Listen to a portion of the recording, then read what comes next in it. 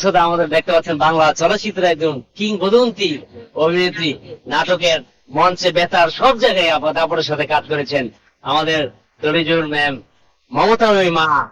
কেমন আছেন আপনি? আমি ভালো ভালো, বাট টায়ার্ড লাগছে এখন। হ্যাঁ, বলো বলো। আপা, হুম একটু জানতে চাই আপা, আমাদের চলচ্চিত্রে আপনি অনেকের মা হয়েছেন। হুম অনেক মান্না, শাবনূর, শাকিব খান সব, হুম আমির খান, আমরা সব দেখেছি। মান্না ভাইয়ের সাথে একটা স্মৃতি বলা যায় আপা, কিংবদন্তি অভিনেত্রী, আপনি আমাদের মা। ও আমাকে মা ডাকতো না, ফিল্মে আমাকে অনেকেই ডাকে, নাটকে আমাকে সবাই মা ডাকে, বাট মান্নাই আমাকে একমাত্র ভাবি ডাকতো। ও আমাকে মা ডাকতো না। হ্যাঁ, তো কাজেই নাটকে চরিত্রে আমি ছেলে এবং মা ছেলে করলেও ও মানে চরিত্রে, মানে ক্যামেরার বাইরে সে আমাকে ভাবি ডাকতো। কাজেই তেমন কোনো ঘটনা বা তেমন কিছু মা ডেকে কিছু বলা ওগুলো ছিল না, তবে ঝগড়া করতাম ওর সঙ্গে। ও যেমন যদি কি বলতো, জুদি ডাবিং এর সময় টাঙ্গাইলের সুরে জুদি বলতো। তাই আমি বললাম যে ও যদি এই হয়, জুদি কি রে, যদি বল ডাবিং এ থাকলে। আবারও বলতে গেলে যদি হতো। আমি এই ভাষা ঠিক করিস না, 1 নম্বর হিরো তুই বাংলাদেশের। এই যে বকাবকি করতাম, ধমকাধমকি করতাম, এইগুলো ছিল ওর সাথে আমার।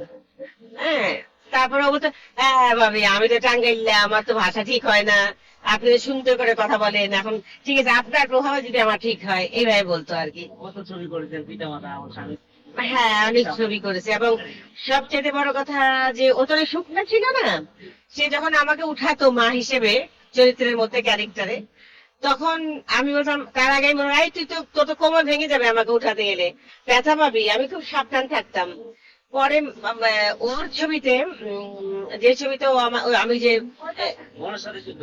না না না, যে ছবিতে আমি হুইল চেয়ারে থাকলাম, ও 2 জন নায়িকা ছিল, পূর্ণিমা আর শাবনূর। যে স্বামী তো ও আচ্ছা, ওটার মধ্যে।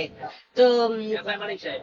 হ্যাঁ, তো ওই ছবিতে যখনই একটা গান ছিল আমাদের, মাকে নিয়েও গান গাইবে মা যখন অসুস্থ হয়ে যায়, তো ও প্রতিবারই আমাকে তুলছিল। তখন আমি কি করছি, তোমার ওই যে একটা টুল নিয়ে এসে বলছি, টুলটা রাখো, আমি টুলে দাঁড়াবো, তুই উঠাবে আমাকে, নিচে থেকে উঠা থেকে তোর কোমরে প্রেশার পড়বে, তোর কোমর ভেঙে যাবে। আমার খালি ভয় লাগতো কখন না যদি ওর অ্যাক্সিডেন্ট হয়, কোনো ঘটনা ঘটে নাকি। তো বলতে, না না কিচ্ছু হবে না, পারবো। এবং সে উঠাতো আমাকে, সত্যি কথা। শুধু সে না, আমাকে কিন্তু আমাকে দেখছো, কাঞ্চনে কিন্তু সিঁড়ি ভেঙে উঠাইছে আমাকে, এত মোটকি আমি। তারপরেও কাঞ্চনার কাঞ্চন আমাকে ভাবি রাখতো। মান্নার কাঞ্চন দুজনে কিন্তু আমাকে কোলে নিয়ে উঠাইছে ওরা। আমাদের মা ছিলেন কিন্তু। হ্যাঁ, মা তো চরিত্রে ছিলাম, কিন্তু সে বাইরে আমাকে ভাবি ডাকতো, আর অন্যরা সব মা ডাকতো।